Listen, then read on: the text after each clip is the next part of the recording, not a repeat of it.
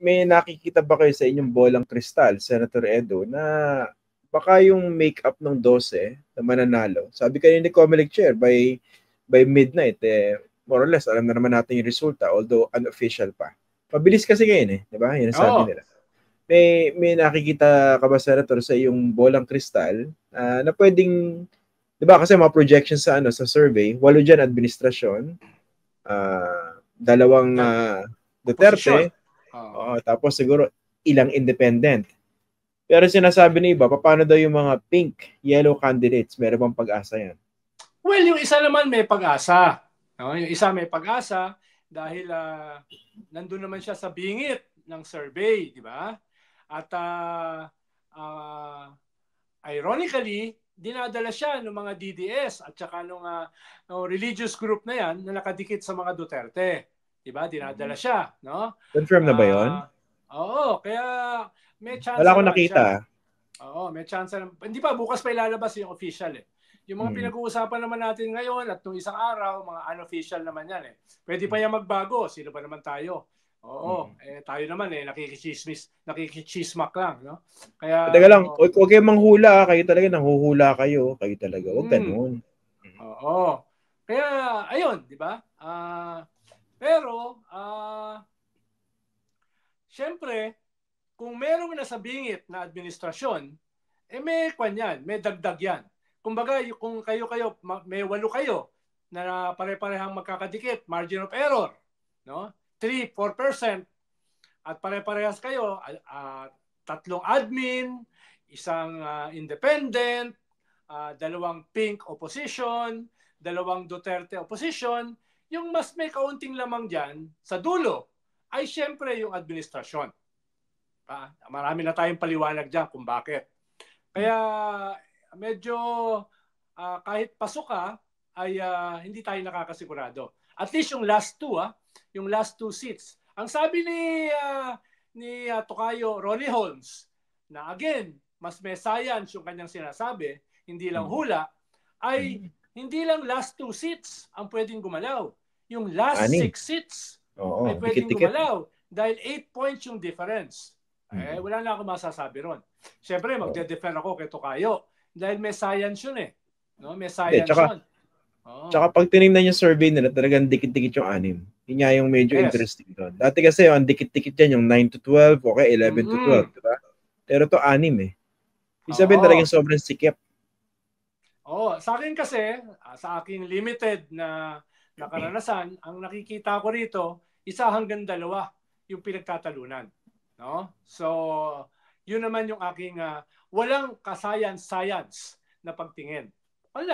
Pakiramdam lang, no? Ganun lang. Kaya kanina, Senator, medyo kina-qualify ko yung term na opposition. Kasi ngayon, can you even consider BAM and Kiko as opposition? Do they even consider themselves as opposition? Kasi usually, opposition to the administration yan. Diba? Paano naman kung magsasabi na silang opposition ay itong mga Duterte, itong PDP? Ang hirap naman yata tanggapin nun, di ba? Ang tawag ko ron, oppositor pero hindi opposition. Yung mga nagpapanggap na independent, malabo rin yun. Kasi independent, usually, 2 paa, yung isa nandun sa isa nandun, di ba? Pero independent sila. Baka lang tamaan yung gitna nila nung, alam mo na, yung kanilang crown jewel sa pamamangka sa 2 ilog, di ba? So, yun that's what's interesting Tsaka yung sinasabing administration, administration sila during this election. Pero I don't know how that would hold in the next 3 years. And would you agree, Senator, no? Itong resulta ng 2025 midterm elections will define the future of Bongbong and Sara. May impact talaga to dahil ang midterm kasi is a plebiscite, a referendum on the president and his government. Diba? Once ko lang nakita yan in recent memory na yung administration during the midterm ay natalo dun sa halimbawa sa Senate race. Yan 2007. Ay ng panahon ni Gloria Macapagal Arroyo noong 2007 kung saan mismo si Trillanes na wala sa survey ay nakapasok. No? Pero sobrang negative yung approval rating ni GMA at that time. No? Kaya Posibleng mangyari yun, pero baka hindi pa naman. No? Hindi pa naman. Ibang usapin pa yung sinabi mo na ito bang maipapanalo niya ng mga 8 ay mananatiling kanya. Ibang usapin pa yon, no? Ibang topic yon, no? Dahil ipo-profiling mo yung 8 eh. Iisa-isahin mo yan. Ano ba yung calculation nila sa kanilang political future? Magkakaiba yan. Dahil pag naging senador na yan, separate republics na yung mga yan. Ang unang labanan dyan, sino ba magiging Senate President? Ikalawang labanan, ano ba ang boto nila sa impeachment? At ikatlong labanan ay saan ba ang kanilang pagkiling going into 2028? Yun yung mangyayari dyan. No? Pero, tama yung sabi ni Christian, yung lines are blurred at this point. Diba? Mismo yung mga pink opposition, ang tawag sa sarili nila, independent. At yung mga Duterte na kasama sa unity team, ang tawag sa sarili sa kanila, opposition in the sharpest possible term. No? Hindi, kasi dito sa mga within range, no, para makapasok sa Magic 12, merong ilang mga magagaling. Talagang stand out, no? Kunwari, the likes of Philip Salvador, Willie Revillame, yung talagang hindi mo matatawaran yung galing, yung kalidad, pagkatao, tapos talagang meron track record, at merong malinaw na plataforma. Ano kaya yung chances nitong dalawang ito na makapasok in this medyo panic mode na rin sila. Halimbawa, si Willie Revillame, kaka-endorse lang yata kahapon ni Senator Alan Peter at yung kanyang asawang mayor sa Taguig. Di ba? Kaya naghahabol sila ngayon nung mga matitigas na may solid base para i-endorse sila. No? Ang problema, hindi ko sigurado kasi kung medyo late dahil dapat sana ginagawa yan nito nakaraang buwan. No? Para makatulong doon sa iyong narrative. Ang narrative mo kasi parang hindi mo alam kung paano magiging senador No? Yun. No?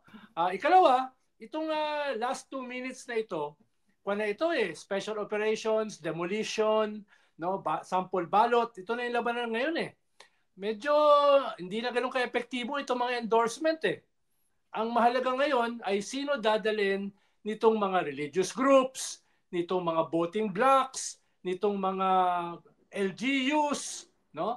At anong gagawin mo para yung kadikit mo ay pababain mo, i-undermine mo, patakin mo pababa. Yun ang susi ngayon sa negotiations. Yun ang susi ngayon sa makinarya. Yun ang susi ngayon sa special ops. Kaya nga nung pinag-usapan natin nung isang episode, parang medyo weird na meron ka mga kandidato na nagbabago ng messaging this last week o this 2 weeks. Wala lang impact yun Ang maalala ng mga tao, yung messaging nila long before last year, before the official campaign, first 2 months ng campaign. Ngayon, ang dominant na ngayon ay makinarya. At bahagi ng makinarya ay special ops, demolition, sample ballots. Sasabihin ko sana vote buying pero masyado namang cynical ang statement na gano'n, no? Kaya hindi ko na sasabihin. Tsaka ngayon wala namang masyadong wala namang masyadong choices ngayon di ba? Di ba? Wala kang masyadong, sabi mo nga kanina, wala masyadong pagpilian. Hindi mo alam kung anong oposisyon, anong administrasyon, di ba? Nagko-cross yung lines which is a condemnation of our bankrupt political system.